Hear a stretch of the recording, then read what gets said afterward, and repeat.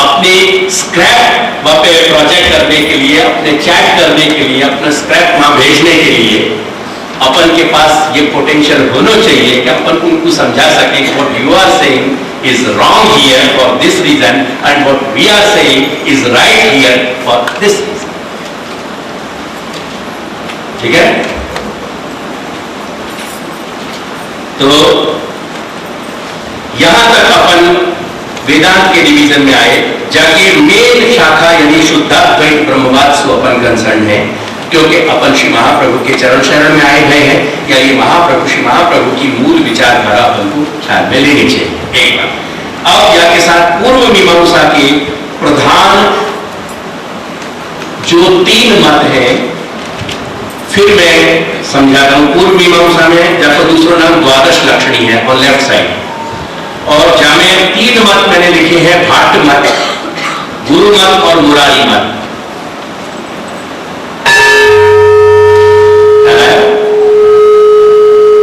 Main अपन भाट मत और गुरु मत के साथ संदर्भित रहेंगे, जहां जहां कहीं जरूरत पड़ेगी। तो गुरु मत जो है, अरे मुरारी मत जो है अपने लिए बहुत महत्वपूर्ण नहीं है, लेकिन मुरारी को एक बहुत प्रधान अपनो फैक्शन हतो, एक खुद को सेगमेंट हतो पूर्व समय में,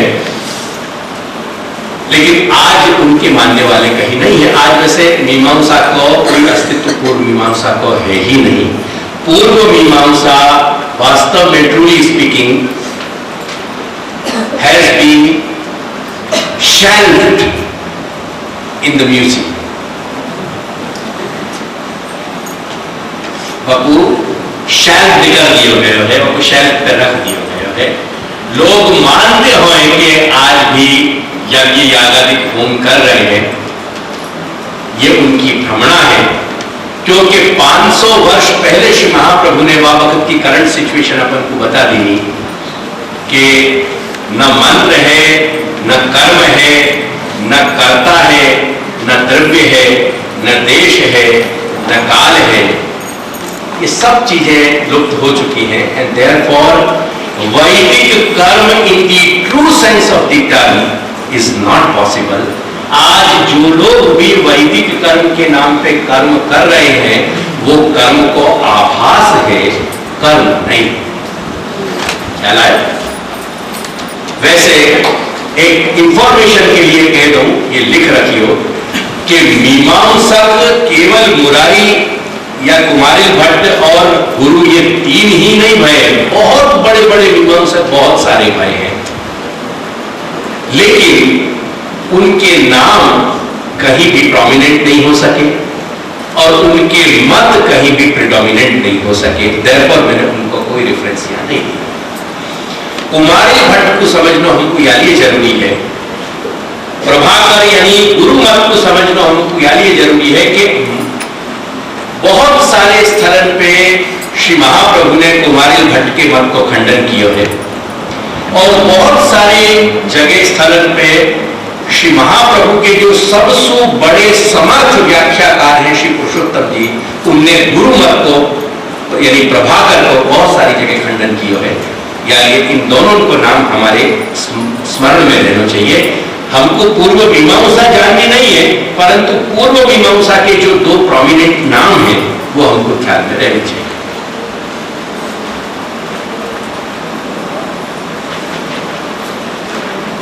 वो एक गोस्वामी महोदय एक पुणे में क्लास सत्र चली थी, चले तो वहां में भाग लेने पहुंचे। बहुत बड़े भारतवर्ष के विद्वान के पुत्र हैं, वो स्वयं भी बहुत बड़े विद्वान हैं, जो वहां पुणे में ही रहे हैं। तो वो पढ़ाने बैठे थे न्याय को ग्रंथ, वहां चर्चा, वहां को चर्चा चली, वह चर्चा के सत्संग में वो गोस्वामी बंधु ने बालक ने पूछो कि यह आरण्य किसे कहते हैं, आपके तीसरे विभाजन में वेद के संहिता, ब्राह्मण और आरण्य। वो और कोई को शर्म आई कि नहीं आई, पर वो विद्वान जो पढ़ा रहे थे उनको बेचारे को बहुत शर्म आई। कि गोस्वामी आचार्य का लड़का बच्चा होने का होके और कोई ये पूछे कि आरण्य क्या है, ऐसी बड़ी और दुख की क्या बात है। मॉरल ऑफ द स्टोरी कि जब महाप्रभु की पंक्ति चल रही हो और कहीं कुमारिल भट्ट को नाम आ गए और हम दूसरे से पूछने बैठे, वो हमको शोभा नहीं दे रहे, यानी हमको ये नाम स्मरण है।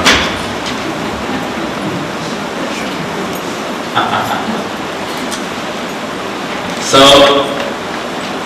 इन्हें वे हमारी समिंग अप हो गई है, या फिर हमने बर्ड साइड व्यू ये सारा चार्ट हमने देख लिया है। अब मैं अपनी बात थोड़ी शुरू करूंगा बिफोर वी एंड।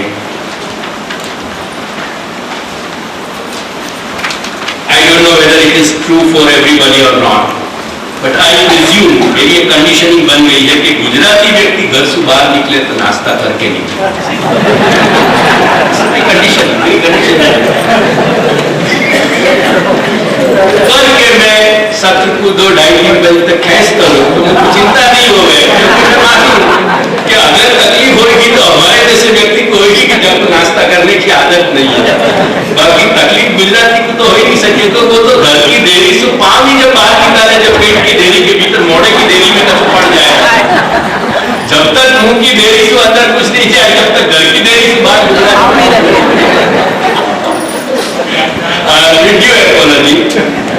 कोई व्यक्ति ऐसा नहीं भी करते होंगे, पर मेरी कंडीशनिंग संभाव बन गई है। और अगर वर्तमान में कोई है मेरी कंडीशनिंग को दूर करना भी चाहते हो तो मैं नहीं करना चाहूँ। मैं या रमणा को रखना चाहूँ कि गुजराती हमेशा खाते ही।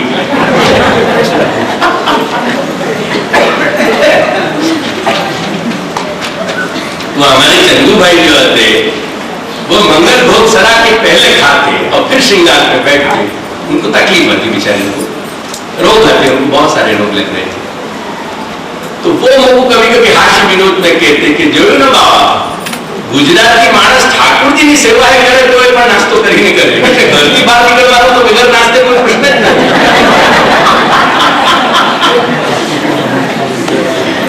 चंदू भाई बहुत मजेदार बात कहते हैं।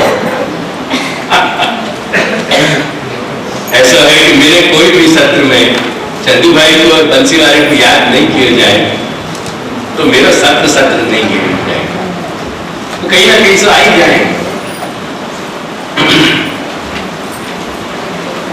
भगवान अवतार जो महापुरुष आते अवतार ग्रहण करके गोकर्ण जी जब कथा करते तो बहुत सारे योनि के लोग आके बैठते। मैं कथनचित भी अपनी समता नहीं कर रहे हूँ, मैं महापुरुषन के चरण रज ही हूँ और वही चरण रज को ही गण रहना चाहूँ। और जैसे गोकर्ण जब कथा करते तो ऐसे बहुत सारे भूत पिशाच भी आके बैठते थे। तो अगर गोकर्ण की कथा में भूत पिशाच आके जा सके तो दादाजी के प्रांगण में दैवी जीवन को दैवी स्वरूप से आत्मा क्यों नहीं आके बैठ सके और क्यों नहीं सुन सके और उनकी उपस्थिति में क्यों नहीं मान सके। अभी परसों में भोजन कर रहे थे तो 2-3 दिन पहले तो एक लास्ट फ्लैशेस एक मूवी के आ रहे थे 34th स्ट्रीट न्यूयॉर्क की। तो वहां में एक प्रश्न चल रहा तो ये एक कोर्ट में केस चल रहा तो सांता क्लॉज के लिए कुछ लोगों ने केस कर दिया कि सांता क्लॉज तो फिक्शनल कैरेक्टर है, ये कि रियलिटी कहाँ है, या ये जो रियल बन के सांता क्लॉज बन के सब जगह सब लोगों को भ्रांत कर रहे हैं वह जेल में डाल। केस चले और सारे एविडेंस मतलब कोई एविडेंस प्रॉपर मिल नहीं सके तो जहाँ एविडेंस के आधार पर कर सके तो बहुत बेचारे दुखी हो गए। जज भी बापू भी अच्छा नहीं लग रहा तो वो पनिश करे मतलब बापू सजा दे। सब सांता क्लॉज बन के जो सारी लोगों को बच्चा को सब लोगों को भलो करते तो वो बड़ा वृद्ध पुरुष है। तो वहां पर जो केस लड़ रहे हो तो एक इंसान बाकी छोटी सी एक लड़की है 5-6 वर्ष की हमारी गुड़िया देखी। सो वाले लास्ट डे जब जजमेंट डिलीवर हो रहा तो ऑलरेडी जजमेंट डिलीवर होना शुरू हो गया तो बस इन बिटवीन बाकी इन मिडल ऑफ दैट वो अपनी पास उठी अपने माँ के पास उठ के चलेगी मालूम नहीं पड़ेगी कहाँ उठ के गई। और वहां ने एक कार्ड क्रिसमस को जाके जज को दी तो जज ने बहुत रिस्पेक्ट से बच्चा को प्यार करके वहां को लियो और मैरी क्रिसमस का है। मैंने वो कार्ड खोले जज ने वहां एक अमेरिका का $1 रखे हो और डॉलर में जहां लिखा कि इन गॉड वी ट्रस्ट वहां पे मैंने सर्कल कर दिया। वापस हुआ जज को ट्यूबलाइट भाई और फिर मैंने सारा जजमेंट रिवर्स किया कि जब सारी अमेरिका ऐसे नेशन जहां ईश्वर को देखो नहीं है पर जाकी सत्ता अनुभव कर रहे हैं, आपको कोई एविडेंस नहीं कि गॉड को एविडेंस है, पर जाकी सत्ता हर व्यक्ति अनुभव कर रहे हो, तो जब इतनी बड़ी यूनाइटेड स्टेट की गवर्नमेंट ये कह सके कि इन गॉड वी ट्रस्ट, तो how it is possible that I do not trust in Santa Claus, so therefore I trust in Santa Claus and therefore Santa Claus सच्चो। ख्याल आया कि नहीं?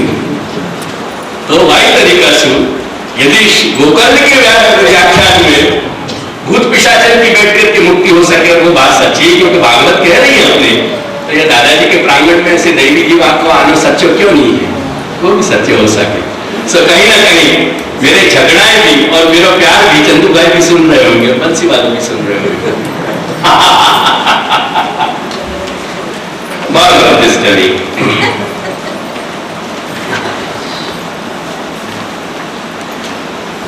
आई होप दिलीप भाई आप ऐसी जगह बैठेंगे जहां मुझे आपका दिखाई दे रहा है चेहरा। ये चार्ट आ गया नंबर 1 इज इन वीडियो अभी आया कि नहीं आया? हाँ तो दीजिए आप ये चार्ट दे दीजिए, अब इसी का नंबर है। और इसके साथ ये कॉपी ऊपर अभी भद्रेश ने उससे निकलवाई थी लड़के से, क्या नाम आपका? जूनियर भगत। सीनियर भगत नहीं दिखाई दी? अच्छा नहीं दिखाई। तुम जरा घुटने हो तो आगे बैठा करो, लम्बों के पीछे फिर फंस जाओगे। तो तुम्हारे गुजराती में कुछ कहावत है ना, वो लांबा साथे क्या है?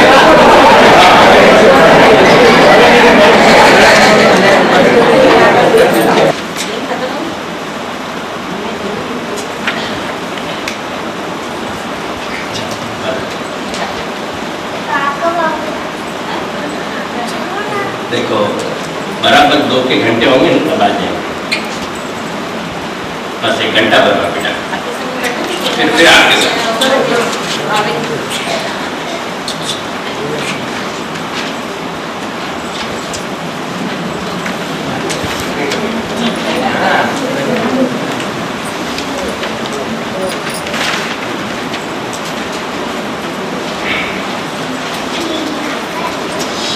अब आपने ही तो कल परसों कहा था कि ताजी आप तो कहते हैं मुझको अंग्रेजी नहीं आती है, फिर आप पढ़ कैसे लेते हैं अंग्रेजी? परसों में अंग्रेजी पढ़ा, पहले पूछे ताजी आपको अंग्रेजी की, बेटा मेरे को नहीं आती है। परसों में पढ़ा, आप तो कहते थे झूठ, आप तो पढ़ रहे हो।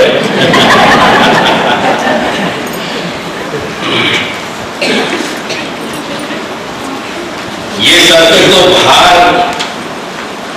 जो मैं देना चाह रहे हूं,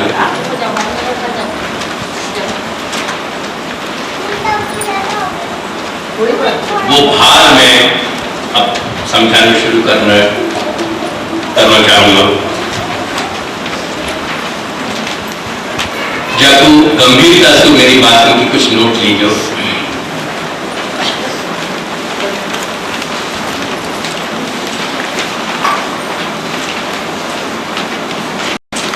एक ऐसी भीमकाय समस्या धीरे धीरे भारतीय समाज में प्रवर्तित हो रही है कि कम से कम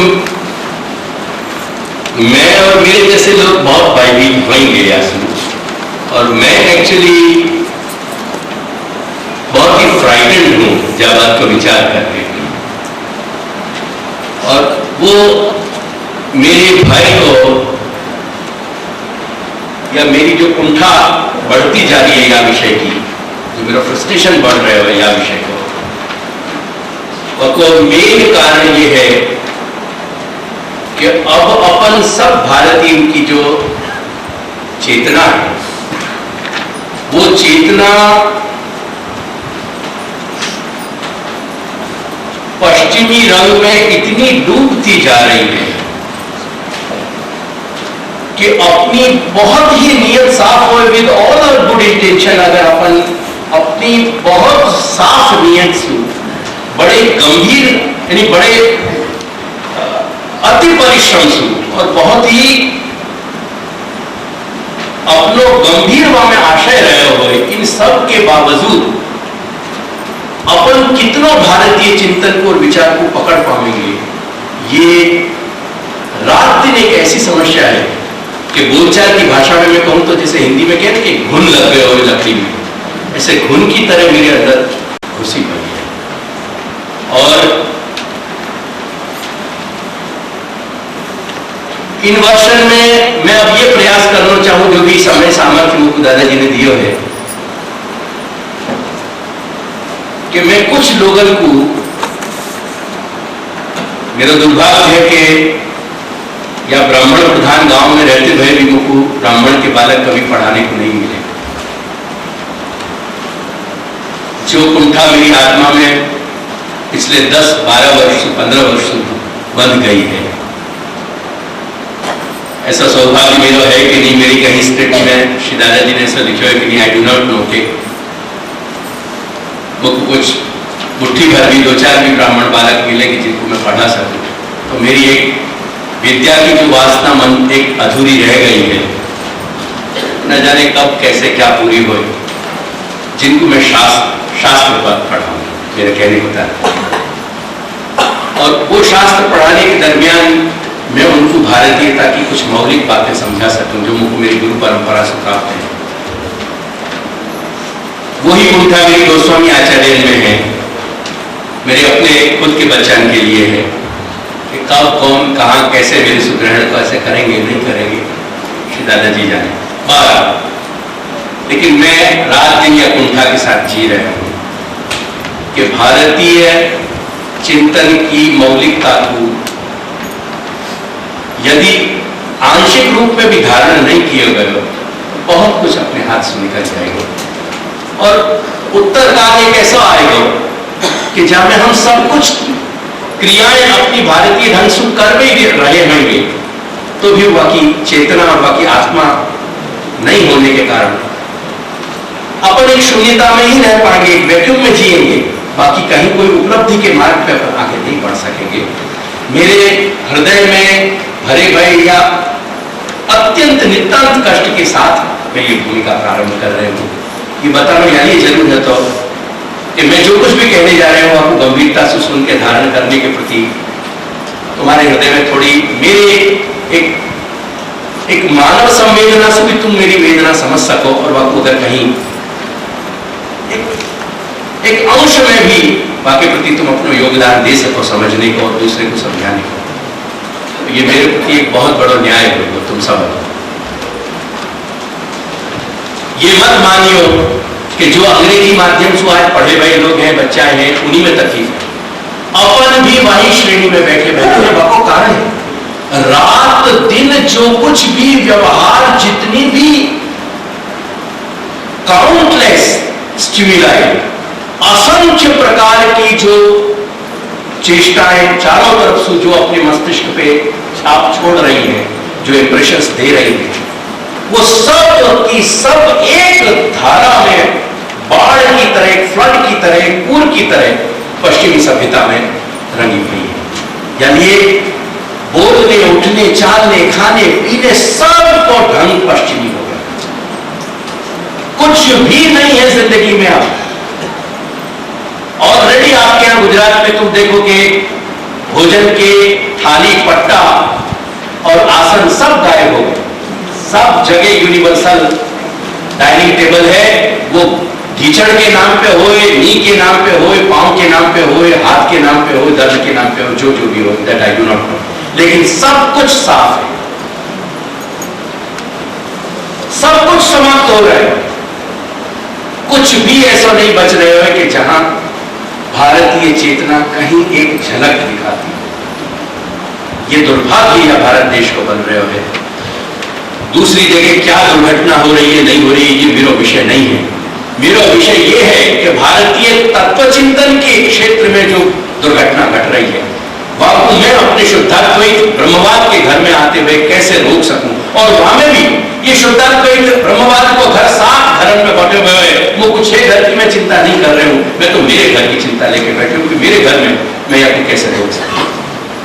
मेरे घर में मैं या महामारी से या एपिडेमिक से मैं कैसे फाइट करूंगा, मेरी सीमान में मेरी उतनी सी ही समस्या है और मेरा इतना बस ये मेरा कष्ट है। मेरा असीम कष्ट होते हुए भी मेरा कष्ट ये चतुर्थ पीठ और चतुर्थ पीठ के अनुयायी में संसीमित है। क्योंकि जब तक मैं मेरे घर को काम नहीं कर लूंगा, दूसरे के घर में मैं क्या सहायभूत हो सकता हूं। वैसे मेरे घर में भी मैं अपने आप को बहुत असहाय महसूस कर रहे हूं कि जब मेरे खुद के ही अपने, वो मेरे औरस पुत्र हों, मेरे जो है बिंदु वंशज हों या मेरे नाग वंशज यहाँ बैठे हुए हों, इनमें से भी जब कोई तैयार नहीं है तो कौन कितना आगे ले पाएगा और कौन कितना यहाँ में आगे सहयोग दे पाएंगे। अस्त that's a different story, let's begin here now.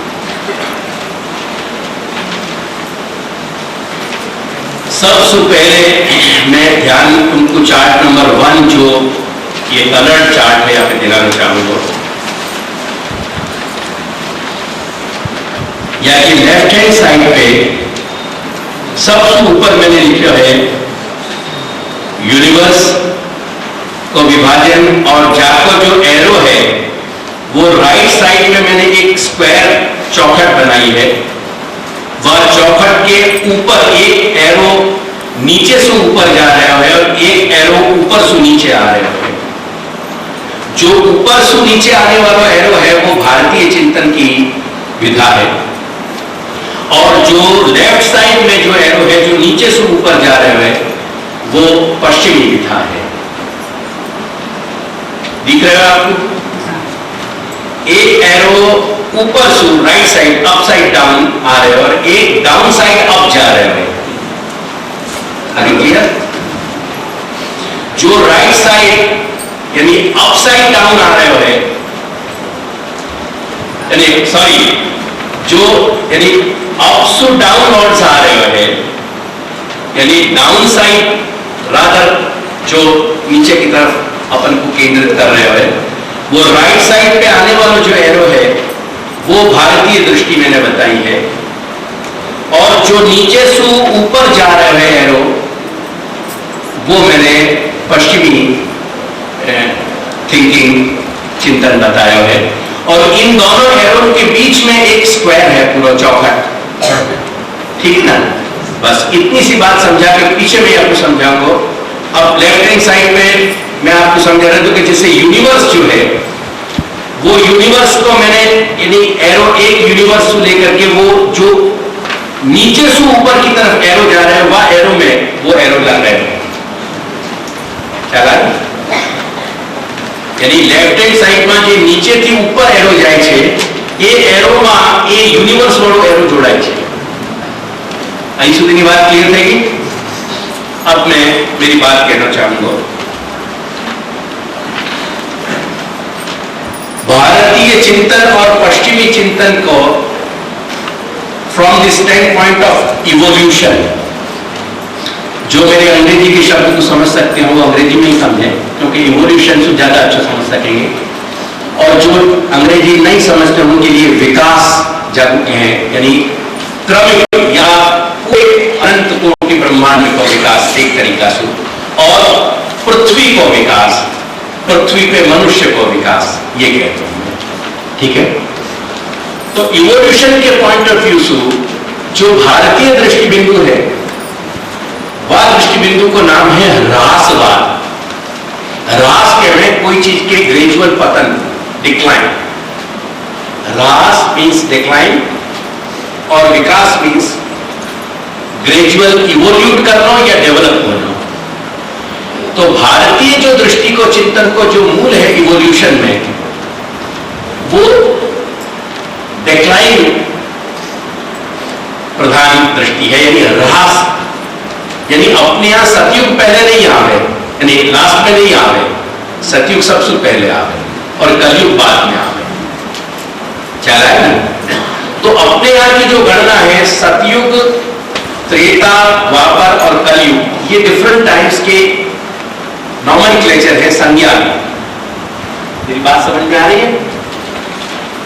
ऐसे सतयुग, त्रेता, द्वापर और कलयुग की हजारों साइकिल घूमे, वो बात पीछे करेंगे अपन जब टाइम के बहुत व्यापक स्तर की अपन चर्चा करेंगे। भारतीय दृष्टि से समय means time from the stand point of Indian thinking. तो जो टाइम और स्पेस को अपने यहां की स्मॉलेस्ट यूनिट जो है वो smallest unit with in the large unit, अपने दिन की अपने यहां की तो सेकंड्स में चली जाएगी लास्ट यूनिट, तो with in the large unit जो स्मॉलेस्ट पॉसिबल यूनिट वो चतुर्युग की है, सतयुग, त्रेता, द्वापर और कलयुग। तो gradually in all sense there is a gradual decline, नियमित में पतन हो रहे हैं।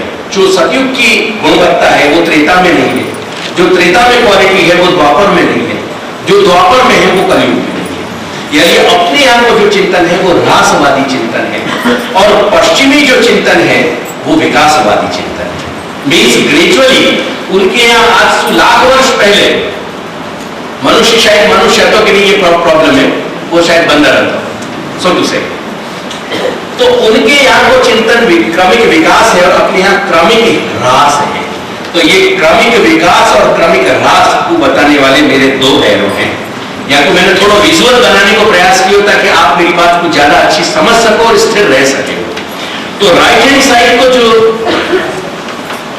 थिंकिंग का स्तर है, लेवल है, वो ह्रासवादी है, ख्याल है ना, क्रमिक ह्रासवाद, और ये क्रमिक विकासवाद। यानी मैंने दोनों के नीचे टाइटल दिए हैं, विकासवादी दृष्टिबिंदु और ह्रासवादी दृष्टिबिंदु, ठीक है।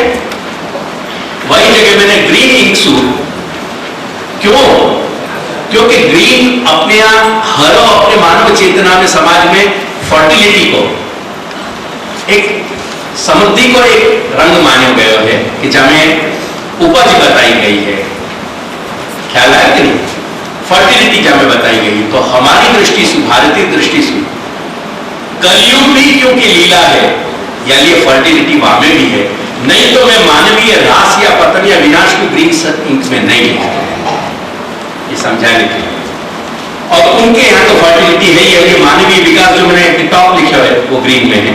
तो वो भी दो ग्रीन मेरे सिंबल्स आप समझ लीजिए, मानवीय विकास के और मानवीय विनाश के। अब इतना जब हमारे समझ में आ गया, अब ये जो मैंने स्क्वायर फ्रेम बताई है, ये एक तरीका से भी एज्यूम के लिए अक्षर ब्रह्मात्मक फ्रेम है। मतलब दिस इज व्हाट अक्षर ब्रह्म इज, यानी जो भी इवोल्यूशन हो रहा है, जो भी सर्जन हो रहा है, जो भी सृष्टि घटित हो रही है, अनंत कोटि ब्रह्मांडात्मक, countless universe, I mean countless, बाकी जो पूरे यूनिवर्स का जो एक्सटेंशन है, मीन्स काउंटलेस गैलेक्सीज, जब अगणित गैलेक्सीज है, ऐसी गैलेक्सीज, और उन गैलेक्सीज को जो ब्रह्मांड है अपना अपना, ये अनेक ब्रह्मांड हैं, छोटे बड़े मैंने यहां में बताए हैं। बीच को सर्कल सबसे बड़ा है, और मैंने ये समझाने के लिए ताकि हम अपनी पृथ्वी को इवोल्यूशन समझ सकें। और तो मैं या फिर ये नहीं कहना चाह रही हूं कि Prithvi is at the centre of the universe, ये मैं कहना नहीं चाह रही। So do not carry any misunderstanding from my graph, because my graph has very very much limitations. ये सिर्फ मेरे समझाने का साधन है। तो ये जो काली फ्रेम है, ये पूरा अक्षर ब्रह्म का चौखट मैंने बताई, या मैंने लिख भी दिया ऑन राइट साइड, अक्षर ब्रह्म अक्षरात्मक चौखट ऑन द एक्सट्रीम राइट। अब यह चौखट में जितने भी ये छोटे बड़े असंख्य ब्रह्मांड दिखाए गए हैं कि जहां ब्रह्मांडन को अस्तित्व सृष्टि की सर्जन की अवस्था में है। क्या लगे? मैं न तो यहां कोई खगोल शास्त्र पढ़ाने बैठे हूं, न इवोल्यूशन पढ़ाने बैठे हूं। ये सब समझाने के पीछे मेरा एक ही प्रयास है कि हम पश्चिमी दृष्टि और भारतीय दृष्टि को भेद समझ के भारतीय दृष्टि की प्रधान चेतना सुश्री महाप्रभु की वाणी को समझ सकें, वो मेरा लक्ष्य है। क्या लगे? अब राइट हैंड साइड पे जब हमने इतनी बात समझ ली नहीं, तो अपन को समझ में आएगा कि ये मैं पूरे या सारी चौखट में जितने भी अनंत कोटि ब्रह्मांड है उन सब में यूनिवर्स संज्ञा दे रहे हो। As it is universe means the creation in its totality, in its entirety. यही आप देखो कि के नीचे जो मैं सेक्शन समझाऊंगा वह यूनिवर्स के नीचे जो लिखा हुआ मैंने सर्टेन प्लेस पे एंटायर शब्द को यूज किया है। अब ये जो एंटायर यूनिवर्स है, एंटायर यूनिवर्स संपूर्ण यानी सृष्टि सर्जन, या सारे सर्जन को पश्चिमी दृष्टि कह रही है कि ये विकासवाद है।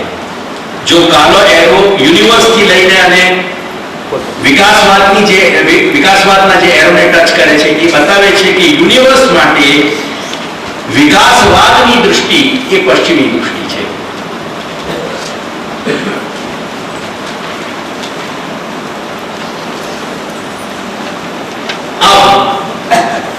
इन चार शब्दों को अपन समझ लें पहले यूनिवर्स के नीचे जो लिख रहे हैं, बाकी बात फिर मैं दूसरी बात आगे की बात समझाना चाहूंगा। देखो, अब यूनिवर्स के विद इन यूनिवर्स अपनो पृथ्वी की बात समझे तो या जगत अर्थ पे या भूमि पे भूतल पे एंटायर फ्लोरा एंड फौना, ख्याल आ गया? फ्लोरा एंड फौना जिनकी नहीं समझ में आया हो तो मैं कह दूं, जितना भी हमारे यहाँ वनस्पति को जीवन है और जितनों भी पशु पक्षी को जीवन है, बाकी लिए अंग्रेजी में दो नाम है, फ्लोरा एंड फौना। समस्त वनस्पति को जो यानी जितनी भी वृक्षावली इत्यादि वनस्पति को वन्य जीवन है, वो वन्य या वनस्पति को पूरा अस्तित्व और पशु पक्षी को पूरा अस्तित्व, ठीक है? अब देखो मैंने एक शब्द लाइफ लिखा है, यद्यपि लाइफ खाली कहते हैं अपन तो लाइफ को मतलब वनस्पति भी हो जाएगा और जीव जंतु भी हो जाएंगे, क्योंकि अब लाइफ टर्म बहुत व्यापक हो गई है। अब विज्ञान ने यह भी सिद्ध कर दिया कि वनस्पति में भी कहीं जीवन है, और ये वैज्ञानिक ने अब शुरू प्रारंभ किया है कहने, और वो भी पहले वैज्ञानिक अपने आप को भारतीय तो जगदीश चंद्र बसु और श्री महाप्रभु वनस्पति को वैष्णव वेद के आधार पर आज्ञा कर रहे हैं कि यावत वनस्पति जो है वो वैष्णव।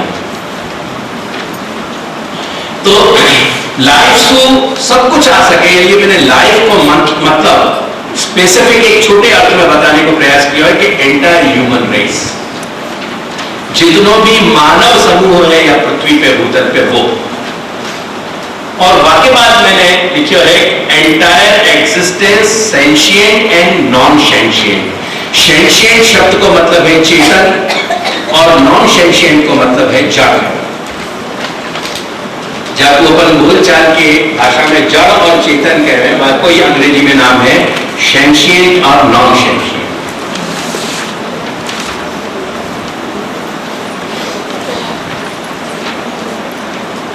ठीक है? अब सबसे नीचे अपन काले ब्लैक इंक से जो लिखे गए वहां आ जाए। एक तो in the absence of some better symbols, or rather in the absence of some better kind of thinking, जो मैं शायद नहीं कर सकता ऐसी बाकी कुछ कमी के कारण मैंने ये क्रॉस लिख के या पूरे संपूर्ण चिंतन की जो पीसमील अप्रोच है या फ्रैक्चर्ड जो व्यू है वो मैंने समझाने को प्रयास किया। यानी जितने भी क्रॉस चारों बगल बीच में दिए हैं, these are all fractured views. Means जहां हम अपने चिंतन में एक संबद्ध बाकी कंसिस्टेंसी या संबद्धता नहीं ढूंढ पा रहे, यानी एक चिंतन दूसरे चिंतन और दूसरे चिंतन दूसरा चिंतन तीसरे चिंतन से बराबर नहीं बैठ रहे हो, बसु नहीं समन्वय हो रहे हो, वो in the for the absence of that, just to show the absence of that harmony or that consistency. Is it clear? Pushpadatta, तुम्हारे ख्याल में आया? तो ये मैंने बाकी फ्रैक्चर्डनेस दिखाई है, यानी जितना भी पश्चिमी चिंतन है बहुत हाई लेवल की थिंकिंग पे मैं बात कर रहे होंगे, और मैं बताऊंगा तो बहुत सामान्य शब्द रूप में, लेकिन ये वो चिंतन की बात कर रहे हूं कि मैं विदेश के जो बहुत प्रबुद्ध कोटि के दार्शनिक हैं, फिलोसोफर्स हैं, उनके साथ बैठ के नहीं बात कर सकता। मैं वहां लेवल पर बोल रहा हूं। मैं अपनो अहम प्रोजेक्ट करना नहीं चाहूं, पर मेरे अपने गुरु कृपा से मेरे अध्ययन को जो उनको आत्मविश्वास है, वह आत्मविश्वास को मैं रिफ्लेक्ट कर रहा हूं। I am not reflecting my ego. तो उनको चिंतन जगह जगह टूट रहे हैं, यानी जिससे हड्डी टूट जाए, फ्रैक्चर हो जाए कि नहीं।